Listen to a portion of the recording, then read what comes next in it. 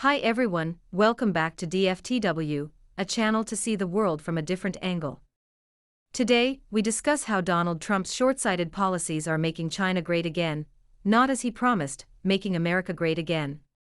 Long known as the most unpredictable POTUS in history, Donald Trump changes his mind every 5 seconds.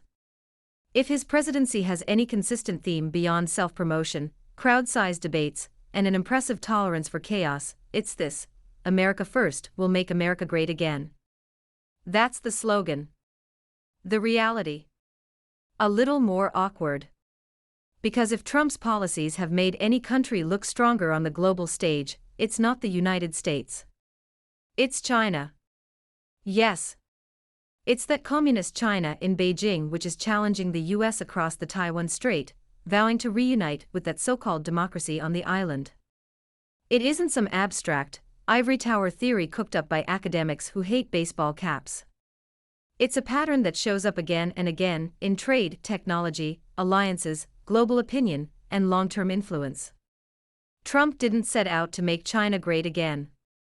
But judging by outcomes rather than slogans, that's exactly what's been happening. We have made 2 videos about this topic, but to explain Donald Trump's contribution to China's greatness over the past few years, a third one is necessary. During Trump's first term, from 2017 to 2021, China was framed as America's main rival, economically, technologically, and geopolitically. Trump's team warned that Beijing was trying to undermine US prosperity and challenge American dominance. That diagnosis wasn't wrong. China was and still is a strategic competitor. The problem wasn't recognizing the challenge. The problem was how Trump responded to it. Instead of building a coherent, long-term strategy, Trump governed China policy the way he governs everything else: impulsively, personally, and transactionally. Policy zigzagged depending on who flattered him last, which donor complained loudest, or which headline annoyed him that morning. The result is straightforward. A lot of noise, a lot of drama, and surprisingly, little lasting pressure on China. In fact, in several key areas, Trump's moves ended up helping Beijing more than hurting it. No wonder many Chinese netizens love Trump, calling him a comrade. At present, the world is starting to see China as the economic center of gravity, one of the clearest signs that something has shifted. For decades, the United States was regarded as the unquestioned economic leader. Even in previous years when China grew rapidly, Beijing was still seen as catching up, just as Indians screamed that Shanghai was catching up with Bombay. That's no longer the dominant view. Across much of the world, people increasingly see China as the leading economic power, or at least as an equal to the US. That doesn't mean China is richer per person or more innovative across the board. It means momentum matters, and China appears to have it. Donald Trump's America First message was supposed to reverse that trend.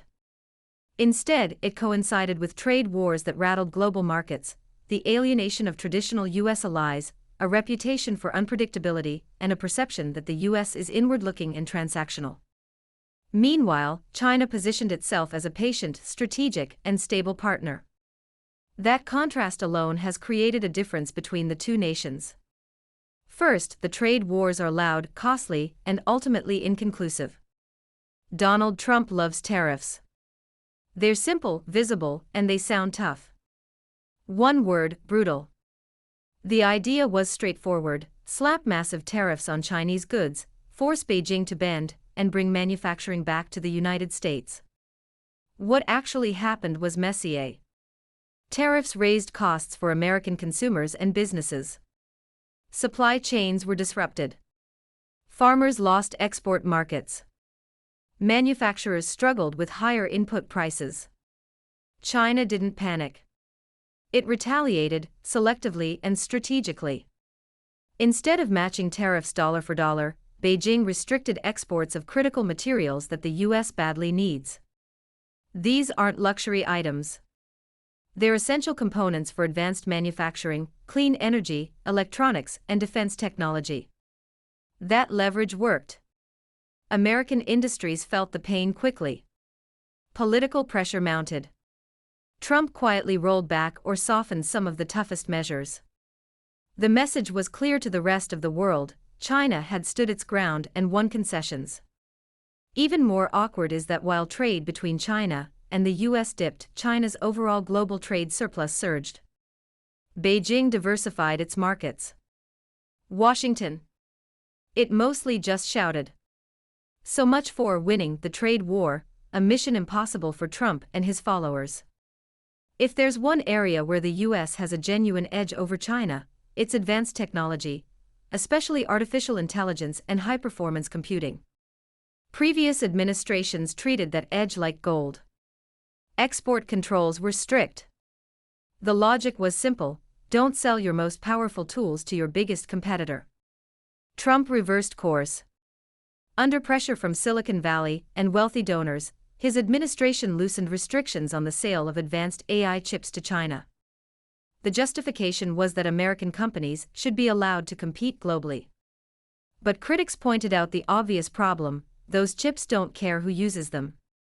Once they're sold, they can power commercial AI systems, surveillance tools, or military research. There's no practical way to guarantee they'll only be used for harmless purposes.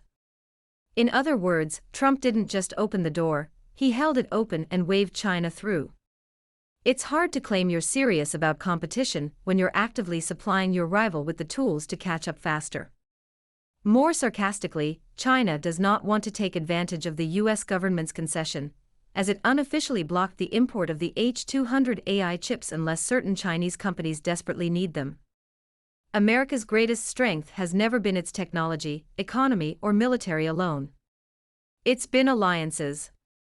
For decades, the US didn't face rivals alone. It had partners such as Canada, Europe, Japan, South Korea, and Australia, all aligned around shared interests and values, if any. However, Trump treated those alliances like bad business deals. He insulted allies publicly. He threatened tariffs. He questioned mutual defense commitments. He floated territorial ideas that sounded more like 19th century imperialism than modern diplomacy, vowing to take over Greenland and Canada as its 51st and 52nd states. The result is shocking. Traditional allies didn't suddenly abandon the US, but they hedged. Countries started strengthening ties with China, not because they trusted Beijing more, but because they trusted Washington less. They diversified partnerships. They stopped assuming the US would be steady or predictable. Canada went to Beijing, the UK went to Beijing, and many others are checking their calendars to see when they should meet Chinese leaders. That's exactly what China wants: a world where US alliances are weaker, looser, and more transactional. Trump delivered that outcome for China without charging his Chinese counterpart a dime. Canada has been America's closest ally for generations: shared borders, shared values, shared defense, shared trade, to name a few. Americans and Canadians looked down at each other, but they were good brothers and sisters, quarreling but not fighting. Now it is different. Canadians are preparing their military for a possible US invasion.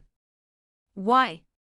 Because Trump wants to seize Canada, like detaining an oil tanker in the Caribbean Sea. Trump managed to damage the relationship faster than anyone thought possible. High tariffs. Public insults.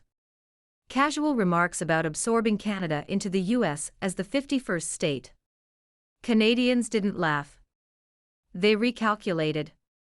Ottawa began openly discussing reducing dependence on the US market and expanding ties elsewhere, including with China. Not because Canada suddenly loves Beijing, but because relying on Washington no longer felt safe. When your closest ally starts shopping for alternatives, something has gone very wrong. China looks calm while America looks chaotic. Nowadays, foreign policy isn't just about power. It's about presentation. China presents itself as disciplined, patient, and strategic. The US under Trump often appears impulsive, personal, and erratic. Trump boasts about having great relationships with those so-called authoritarian leaders like Putin and Xi Jinping, while openly mocking those traditional democratic ones. We hope the word democratic here does not sound too sarcastic to some viewers. Because of his good relations with President Xi Jinping, He downplays China as a strategic threat even as Beijing expands its military footprint and modernizes its nuclear forces, making people think he does not care about Taiwan when Beijing's warships were merely 9 kilometers away from the island's coastline. At the same time, he approved the largest ever arms sale to empty Taiwanese taxpayers' pockets, and used civilian ships to transport lethal weapons to the island. That contradiction hasn't gone unnoticed. Donald Trump is not a national leader, but a willful villain who disregards all rules. If you're a country deciding whom to trust, align with, or hedge against, optics matter. And lately, America's optics have not been great. Now, let us say something about the losing soft power of the United States, the slow leak nobody notices until it's gone. America's influence has never come just from force. It comes from culture, universities, innovation, and openness. That's soft power, and it's quietly leaking. Fewer tourists want to visit a country that feels hostile or unpredictable. Fewer top students want to study in a place where visas feel uncertain and politics feel volatile. Fewer governments want to align with a country that treats agreements like suggestions. China, meanwhile, is investing heavily in cultural outreach, education exchanges, infrastructure diplomacy, and long-term partnerships. It's not winning hearts everywhere, but it's competing seriously. The US, under Trump, is often doing the opposite. Let's be clear, the United States is still enormously powerful. Its economy is massive, though not as strong as its GDP suggests. Its innovation ecosystem is unmatched, even if China is quickly catching up, and has even overtaken the US on some fronts. Its military capabilities remain unparalleled. The recent strike in Venezuela is a good example. Donald Trump claims a secret discombobulator weapon was used to help capture Maduro, which invites criticism from all sides. And China has real weaknesses, such as demographic decline, local government debt, and political rigidity. But power without strategy is wasted. Trump's presidency has shown that swagger and slogans can't replace patience, alliances, and long-term planning. You can't outcompete China by alienating friends, weakening research, selling sensitive technology, and treating diplomacy like a reality show. Ironically, Trump's obsession with dominance has made America look less dominant. Still remember his Board of Peace, a comic show that no traditional allies showed up. It does not make America great again, it makes America funny again. What would actually make America great again, then? If the goal were truly national strength rather than personal validation, the path wouldn't be mysterious. Rebuild trust with allies rather than insulting them, invest in science, education, and innovation, protect technological advantages rather than selling them, lead democratically rather than admiring authoritarians, and compete with China strategically, not theatrically. None of that is flashy. None of it fits on a red hat. But that's how great powers stay great. The uncomfortable conclusion is sad for the United States, but Trump did help Beijing become the leader on the world stage. Donald Trump didn't run for office to help China rise. But intention doesn't matter nearly as much as outcome. Through trade blunders, alliance damage, tech giveaways, and diplomatic chaos, Trump has made the global environment easier for China and harder for the United States. So despite all the bravado, all the rallies, all the slogans, the irony is unavoidable. The man who promised to make America great again may be remembered as the leader who made China's rise smoother and America's position shakier. Not exactly the legacy the Red Hats promised to the rednecks behind him. He may become America's worst president, but his best friend, President Xi Jinping, really enjoys his show, which makes China great again, and the US funny and abnormal. Bravo, Comrade Trump is performing well.